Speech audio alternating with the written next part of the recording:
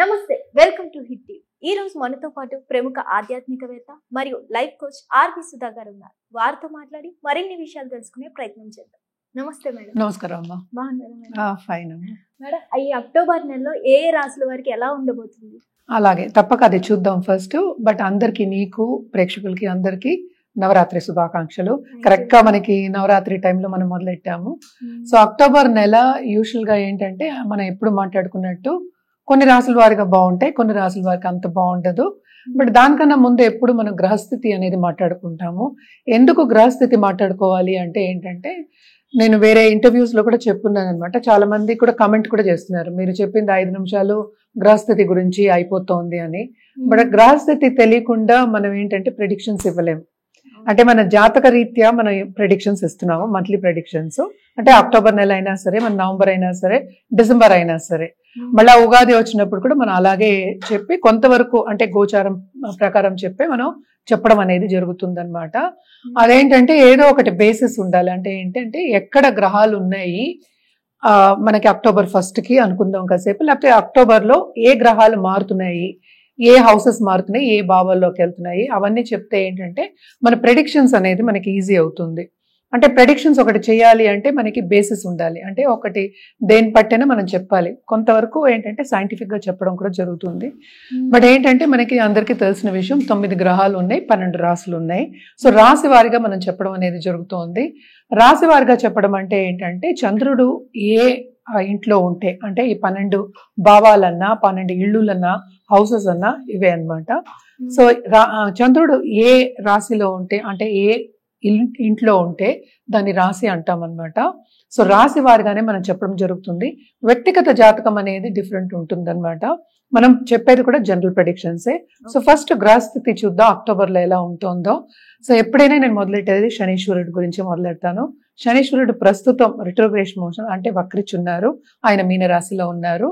అలాగే మనకి most important గ్రహం అండ్ ఆల్సో బెనిఫిక్ అంటే ఏంటి, అన్ని మంచి చేసే అతను మనకి గురువు. మనం చెప్పుకుంటూ అన్నిటికన్నా పవర్ఫుల్ బెనిఫిక్ అని చెప్తూ ఉంటాము. ఆయన ఏంటంటే ప్రస్తుతం ఏంటంటే మిథునంలో ఉన్నారు. ఆయన అక్టోబర్ 18th కి కర్కాటకానికి వెళ్తున్నారు. ఆయన కర్కాటకానికి వెళ్ళినప్పుడు ఏంటంటే ఆయన ఉచ్చ స్థితిలో ఉంటారు అనమాట. సో నెక్స్ట్ మనం మాట్లాడుకునేది ఏంటంటే శుక్రుడు గురించి మాట్లాడుకుందాం. శుక్రుడు ఏంటంటే మన 9th అక్టోబర్కి ఏంటంటే కన్యకి వెళ్తున్నారు అనమాట. తర్వాత బుధుడు ఏంటంటే very fast moving planet. October 3rd వరకు ఆయన ఎగ్జాల్టేషన్ లో అంటే కన్యలో ఉన్నారు. తర్వాత ఏంటంటే అక్టోబర్ 3rd కి ఆయన ఏమో తులకి వెళ్తున్నారు.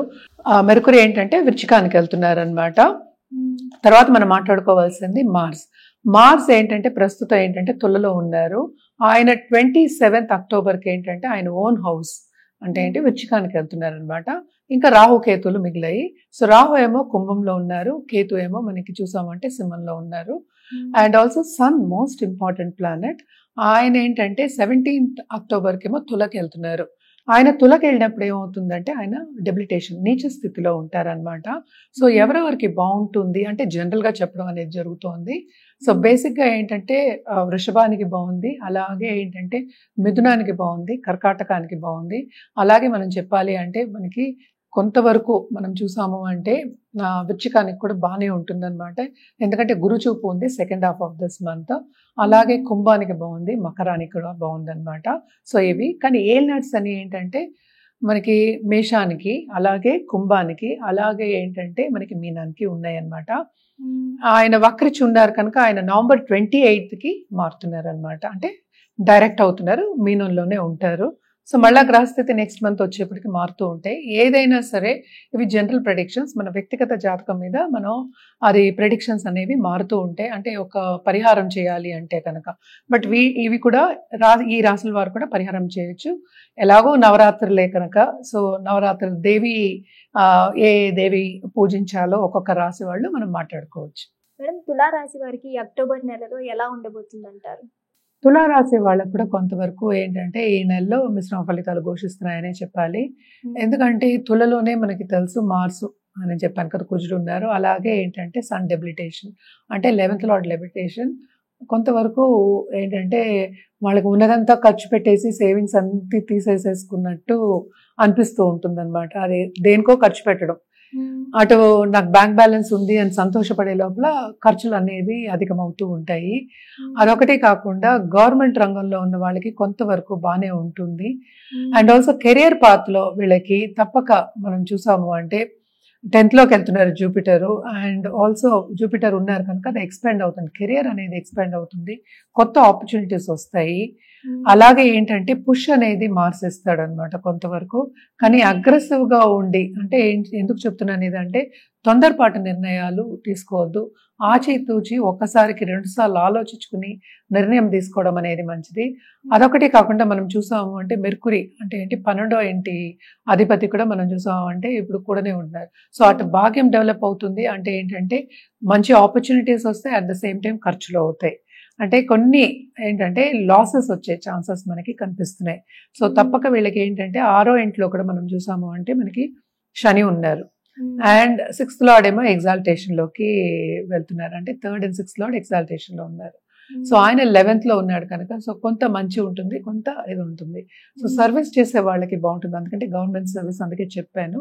ఉన్నత వ్యక్తుల పరిచయము, వాళ్ళతోటి కొంచెం సన్నిహితంగా ఉండడము, పైకి వెళ్ళడము అనేది కనిపిస్తోంది. అలాగే స్పిరిచువల్ లీడర్షిప్ కానీ స్పిరిచువల్ గా చేసే వాళ్ళకి కానీ కన్సల్టింగ్ చేసే వాళ్ళకి కానీ ఇలాంటివి మనకి సబ్జెక్ట్స్ ఉంటాయి, ఆస్ట్రాలజీ ఇలాంటివి సబ్జెక్ట్స్ ఉంటాయి కదా, ఇండివిజువల్ కన్సల్టెంట్స్ చెప్పుకుంటున్నాను, వాళ్ళందరికీ కొంతవరకు బాగానే ఉంటుంది. కానీ ఫైనాన్షియల్ స్టేటస్ లో కొంత దిగజారే ఛాన్సెస్ మనకి ఈ నెలలో కనిపిస్తున్నాయి. మరి మ్యారేజ్ రిలేషన్షిప్ వాళ్ళకి కానీ లవ్ రిలేషన్షిప్ వాళ్ళకి కానీ ఎలా ఉండబోతుంది అంటారు? సో లవ్ రిలేషన్షిప్ లో కూడా కొంతవరకు ప్రాబ్లమ్స్ వచ్చే ఛాన్సెస్ ఉన్నాయి, ఎందుకంటే కూడానే సన్ మార్స్ ఉన్నాడంటే it's not a good combination. So second half of this month కొంతవరకు వీళ్ళకి బాగానే ఉంటుంది. First half of this month అంటే ఏంటంటే కొంచెం ఏంటంటే మనమే అండర్స్టాండింగ్ గా ఉండి ముందుకు సాగడం అనేది మంచిది. అండ్ ఆల్సో కొత్తగా పెళ్ళైన వాళ్ళు కొంత ట్రావెలింగ్ చేసి ఖర్చు పెట్టడం అనేది, వాళ్ళ ప్లెజర్ కోసం ఖర్చు పెట్టడం అనేది మనకి కనిపిస్తుంది అనమాట. ట్రావెలింగ్ ఎక్కువ కనిపిస్తుంది, డబ్బు ఏదో ఒక రూపం ఖర్చు అవ్వాలి కదా. అండ్ ఆల్సో మనం చూసామంటే 5th లో రాహు ఉన్నాడు, సో తప్పక ట్రావెలింగ్ అనేది మనకి ఎక్కువ కనిపిస్తుంది. అది ఫారెన్ ట్రావెల్ అవ్వచ్చు, లేకపోతే విత్ ఇన్ వాళ్ళ ఇంటికి దగ్గరగా ఉండడం కానీ అక్కడ ట్రావెల్ చేయడం కానీ, మనం మాట్లాడేది షార్ట్ టర్మ్ ట్రావెల్ కనమాట. సో తప్పక ఏంటంటే వీళ్ళకి ఖర్చు ఉంది, అటు ఏంటంటే ప్లెజర్ కూడా ఉంది, అంటే ఏంటి కొంచెం ఎంజాయ్మెంట్ కూడా మనకి కనిపిస్తోంది. కానీ లాభం ఎక్కువ వస్తుంది అనేది కొంచెం ఈ నెలలో తక్కువే. సో సేవింగ్ మెంటాలిటీ అనేది తెచ్చుకోవడం అనేది వెరీ ఇంపార్టెంట్. అండ్ సేవింగ్ కూడా ఏంటంటే లాంగ్ టర్మ్ సేవింగ్స్ చేసుకోవాలి, ఇన్వెస్ట్మెంట్స్ చేసుకోవాలి అని దూబరా ఖర్చు పెట్టకోకుండా ఒక ప్లానింగ్ వేసుకోవడం అనేది మంచిది అనమాట. బిజినెస్ పరంగా ఎలా ఉండబోతుంది అంటారు మేడం? బిజినెస్ పీపుల్ కి టు అ సర్టన్ ఎక్స్టెంట్ మనం చూసాము అంటే 7th లార్డ్ కూడా మనకి వీనస్ అయ్యారు, ఆయన 12th లో పడుతున్నారు. సో తప్పక ఏంటంటే బిజినెస్ పీపుల్ కి ఎస్పెషలీ పార్ట్నర్షిప్ బిజినెస్ లో ఉన్న వాళ్ళకి సడన్ గా ఏంటంటే కొత్త పార్ట్నర్ వచ్చే ఛాన్సెస్, అలాగే బిజినెస్ డెవలప్మెంట్ అయ్యే chances second half of this month లో మనం కొంత చూడొచ్చు. ఎందుకంటే ఏ బిజినెస్ అయినా సరే డబ్బుతో కూడిన ఒక పనే. సో తప్పక ఏంటంటే డబ్బు ఖర్చు పెట్టి అలాగే లోన్స్ తీసుకునే ఒక ఛాన్స్ అనేది మనకి కనిపిస్తోంది. అదే ఎక్కడో ఒక చోటకి వెళ్ళాలి కదా. సో తప్పక బిజినెస్ పీపుల్ కి కొంతవరకు బాగానే ఉంటుంది, కానీ కాంపిటీటర్స్ వీళ్ళకి అధికం అవుతారు. కొంచెం కొంతవరకు ప్లానింగ్ దీంట్లో కూడా ప్లానింగ్ వేసుకోవడం అనేది మంచిది అనమాట. మరి వీళ్ళకి పరిహారం ఏం చేస్తే మంచిది అంటారు? తప్పక ఏంటంటే ఫస్ట్ ఈ రాశికి అధిపతి ఏంటంటే 12వ ఇంట్లో పడుతున్నారు. సో తప్పక అందుకనే ఫారిన్ ట్రావెల్ అని కూడా చెప్పాను. వీళ్ళు కూడా ఏంటి కంటిన్యూస్ గా సూర్యుడికి అర్ఘ్యం ఇవ్వడం, అంటే పొద్దునే లేచి నీళ్లు వేస్తారు, సో అర్ఘ్యం ఇవ్వడం, సంధ్యావందనం చేసే వాళ్ళు చేసుకోవచ్చు, అంటే గాయత్రి దేవిని కొలవడమే కదా. సో గాయత్రి మంత్రం చదువుకోవడం 108 times చదువుకోవడం చాలా మంచిది. అది లేని పక్షాన్ని ఏ అమ్మవారినైనా కొలవండి, కానీ ఫ్రైడే ముత్తైదుకి పిలిచి ఇంటికి పిలిచి వాయనం ఇవ్వడం కానీ, లేకపోతే లక్ష్మీదేవి టెంపుల్ కానీ అమ్మవారి టెంపుల్ కానీ వెళ్ళి దండం పెట్టుకోవడం కానీ, మీ పేరు మీద పూజ చేయించుకోవడం కానీ మంచిదన్నమాట. సో ముత్తైదుని పిలిచి వాయనం ఇవ్వడం చాలా చాలా మంచిది. మనం నవరాత్రులు తర్వాతే మనకు నవరాత్రులు ఉన్నాయి ఇప్పుడు ప్రస్తుతం మనం చేస్తున్నప్పుడు. సో ఈ టైంలోనూ చేయొచ్చు, అక్టోబర్ నెలలో కూడా తప్పక చేయొచ్చు, చేస్తే మంచిదే అనమాట. ఎప్పటికైనా సరే ఏంటంటే పాజిటివ్ బ్యాంక్ బ్యాలెన్స్ అనేది ఇంక్రీజ్ అవుతుంది. మనం మాట్లాడుకునేది ఈ నెల వరకే. సో కంటిన్యూస్ గా మనం చేస్తూ ఉన్నప్పుడు ఎప్పటికైనా ఏంటంటే దాని ఫలితం అనేది మనకి తిరిగి వస్తుంది. అలాగే జపం చేసుకోవచ్చు, లేకపోతే ఒక మంత్ర ఉచ్చారణ చేసుకోవచ్చు కంటిన్యూస్ గా.